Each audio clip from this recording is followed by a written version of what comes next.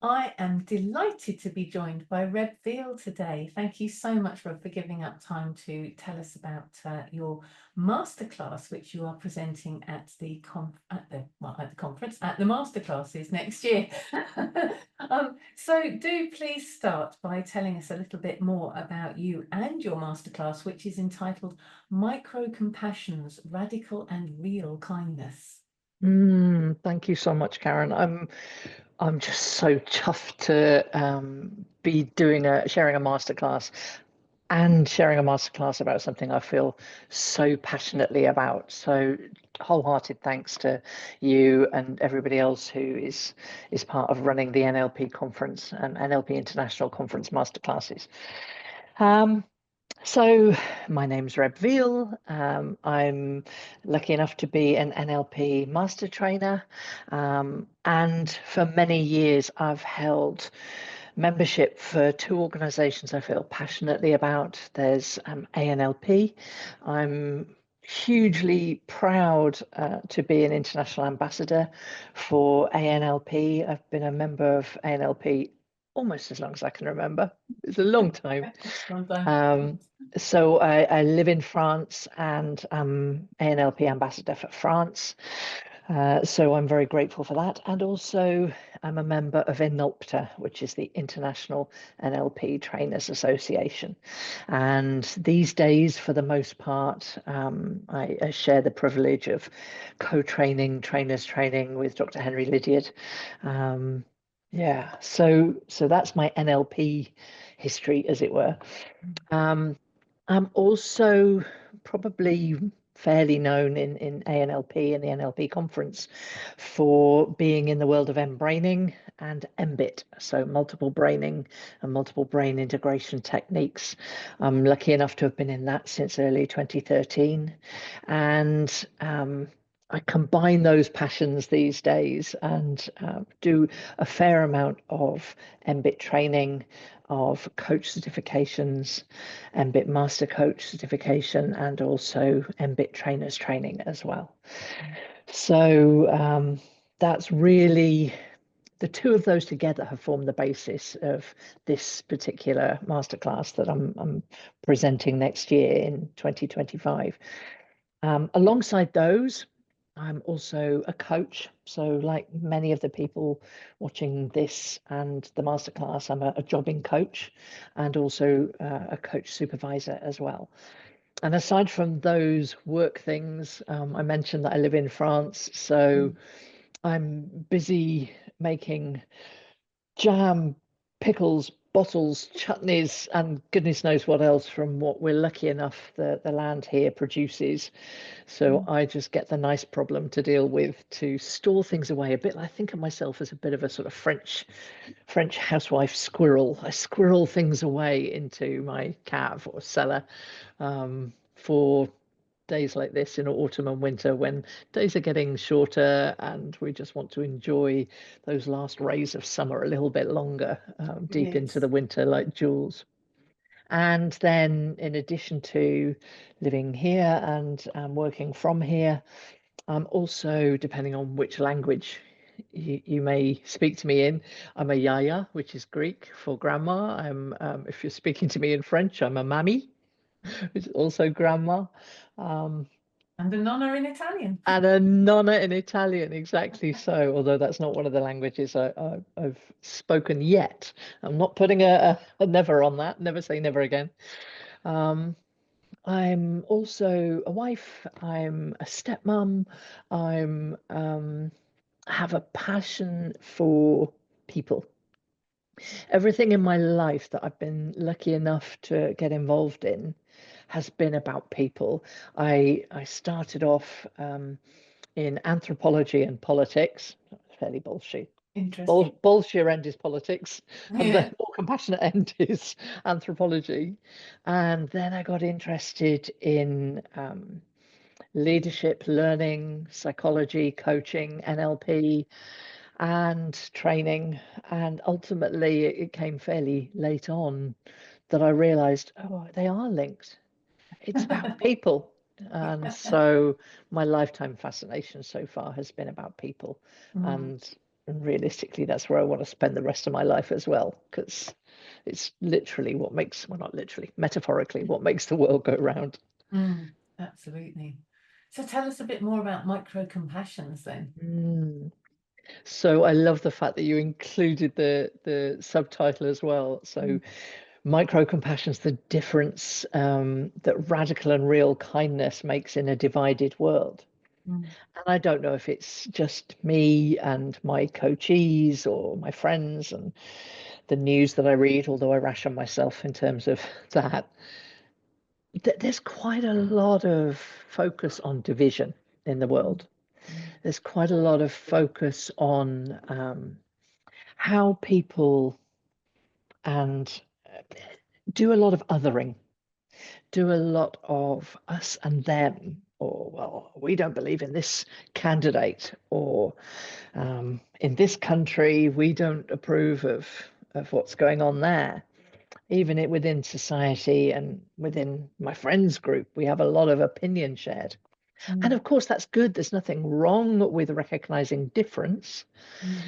And of course, in terms of metaprograms, difference and sameness are really, they go hand in hand. But what I noticed was on a smaller level that people were talking about microaggressions. This person, has breathed in the wrong way, so they've committed a microaggression. And I don't want to downplay that people feel affronted by various things. I think we should take that seriously and with compassion.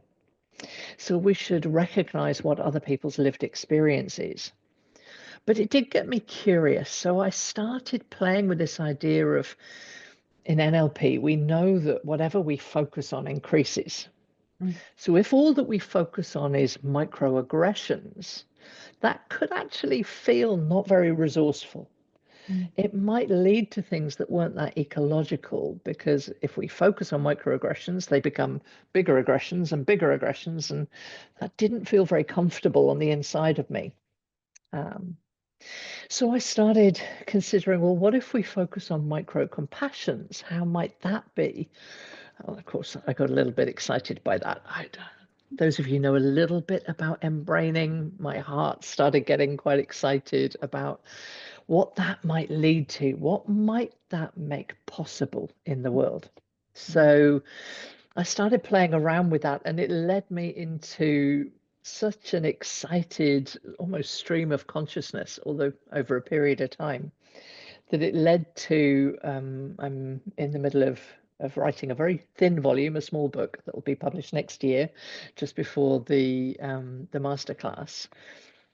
But really focusing on making it practical, making it real, because compassion's quite a big word. Yes. Yeah, so I really wanted to explore that in a very real way with some practical things that people could then use.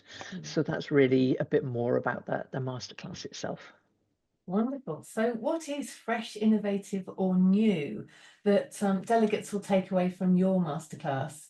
Yeah, well, hopefully a bit of what I just referred to, Yes. that um, compassion is a wonderful word. It's a word, certainly one of my values that I seek to live into. I don't believe there's a destination that any of us can ever say, right, we're there now. I'm perfect and Yeah. demonstrating compassion. There's always more to learn, to live, Yeah. to bring into my life. But there's also a side to compassion that it's a little bit nebulous. It's Yes. a word we see, and this is partly what led to me writing about it. We see on books on my bookshelf by the Dalai Lama and amazing people that I certainly learn from and aspire toward being 1 millionth of the way they are. And compassion is this word that is hugely altruistic. It's Yes. something about how do we bring out the best of our humanity towards the rest of humanity. And I don't want to decry any of that. But the trouble with things that seem that altruistic, that nebulous, that big, that immense, sometimes they can feel a little bit far away and a bit detached from Mm, what I can do, Reb Veale, mm, as mm. opposed to the Dalai Lama or Mother Teresa or some amazing person like that. So I thought, okay, if we break it down, how do you eat an elephant? You Mhm. break it into bite-sized chunks. So I thought, how do we break that down and turn it into something that we can recognize? So what I'm seeking to do in that masterclass is firstly to raise our awareness to micro compassions all around us already. Every single day of our lives in our micro environment, in our own homes, Mm. as well as out there in the world. How do we recognize these? How would I recognize a micro compassion if it jumped up and bit me on the bum? Um, Obviously gently. Maybe Yes. maybe kissed me instead. And then, okay, so if I recognize them, how can I operationalize that? Because I see a real value of NLP is, okay, what's the strategy for that?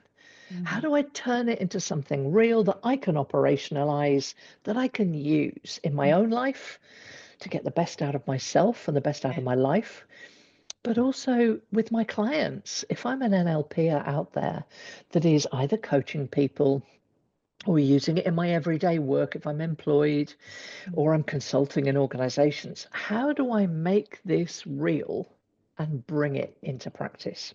yeah. So, what I'm going to seek to share is, as well as some of the neurobiology and some of the neurology and neurochemistry of how microcompassions affect us Mm. um, physiologically and behaviorally, as well as that, really, I'm going to lay on a bit of a buffet of practices of micro compassion so that we can choose from them and choose, well, which are the ones I can easily bring into my life. I think some of the people watching may be familiar with an amazing book, Atomic Habits. So the Yes. really small ways that we can Yeah. incorporate things easily and effortlessly into our lives. Well, Mm, this is along those lines. If we wanted to bring compassion into our life in a much more palpable or tangible way, how can I do it? And how can I do it easily and effortlessly, but still enjoy the benefits? And mm, then by extension, how can we use that with our clients? So, how can we help our clients to bring that more into their life for their benefit? And happily, I think the evidence is that the spin off benefits to their clients, to their families, to their companies and organizations. mm.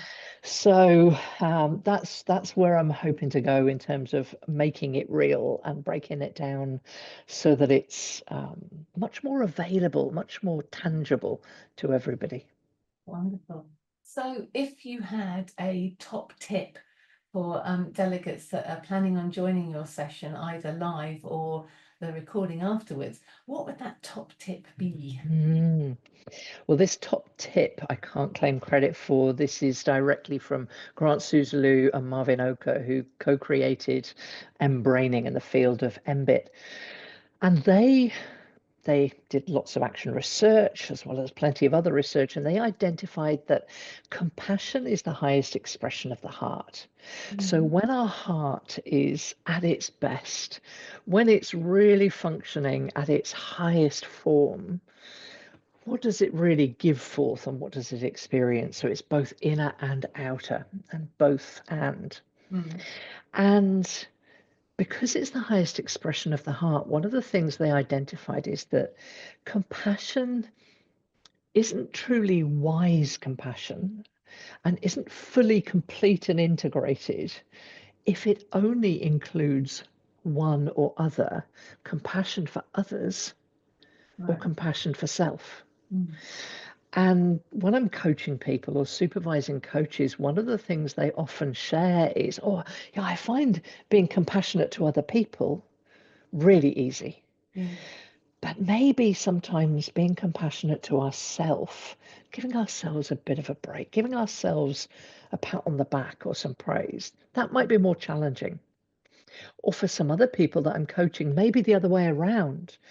they find that actually they're able to recognize their own values and give themselves a break, but maybe extending that to other people who may be being less than perfect in their life.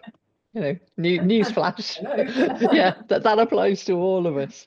So they said in Embraining that compassion must be compassion for self and others, both and. Mm, So if that's the case, then my top tip for people watching the masterclass, watching this, and mm, hopefully coming to the masterclass next October, are actually, if compassion isn't about separate, if seeing myself and others is an artificial separation, mm, then how would that feel? And what would I do differently if actually we're not separate after all? We're both one and the same.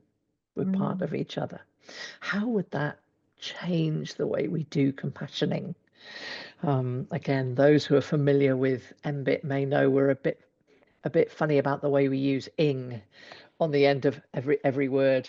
So compassion is a verb. mm, Compassioning for ourselves and others. mm. How might that be different? That's certainly food for thought. So, Reb, what inspired you to want to present at one of the NLP masterclasses?